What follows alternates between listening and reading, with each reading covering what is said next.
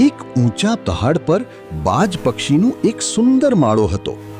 તે માળામાં બાજનું એક નાનું બચ્ચું રહેતું હતું. તેનું નામ હતું ચીચી.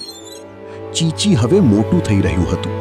તેની મમ્મી તેને રોજ આકાશમાં ઊંચે ઉડતા જોતી અને તેને પણ ઉડવા માટે કહેતી. પણ ચીચી બહુ ડરપોક હતું. તે નીચે જોતું અને તેને લાગતું કે જો તે ઉડવાનો પ્રયત્ન કરશે તો તે પહાડ પરથી નીચે પડી જશે. તે બીજા પક્ષીઓને જોતું અને વિચાર્યું, આ બધા કેટલા નસીબદાર છે કે તેઓ ઉડી શકે છે. મારા પાંખો તો બહુ નબળા છે, હું ક્યારેય નહીં ઉડી શકું. એક દિવસ તેની મમ્મીએ એક યુક્તિ કરી. તેણે માળાના છેડે એક સ્વાદિષ્ટ ફળ મૂક્યું. ચીચી ભૂખ્યું હતું. તે ફળ લેવા માટે માળાની સાવ નજીક ગયું. અચાનક તેનું પગ લપસ્યો અને તે પહાડ પરથી નીચે પડવા લાગ્યું. ચીચી ગભરાઈ ગઈ. તેણે ડરના માર્યા જોરે જોરે પોતાની પાંખો ફફડાવવાનું શરૂ કર્યું. તેને લાગ્યું કે તે મરી જશે. પણ આ શું? જેમ જેમ તેણે પાંખો ફફડાવી તેમ તેમ તે હવામાં સ્થિર થવા લાગ્યું.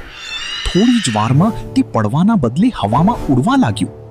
તેને સમજાયું કે જે પાંખોને તે નબળા સમજતું હતું તેમાં તો આકાશ ગજવવાની તાકાત હતી. ચીચી હવે ડરતું નહોતું. તે ઊંચીની ઊંચી જવા લાગ્યો અને જોરથી બોલ્યું, હું પણ ઉડી શકું છું, હું પણ બહાદુર છું.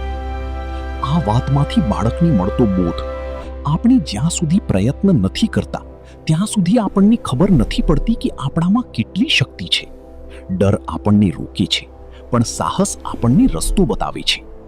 ચીચી માટે પહાડ પરથી પડવું એક મુશ્કેલી હતી, પણ એ જ મુશ્કેલીને કારણે તે ઉડતા શીખ્યું.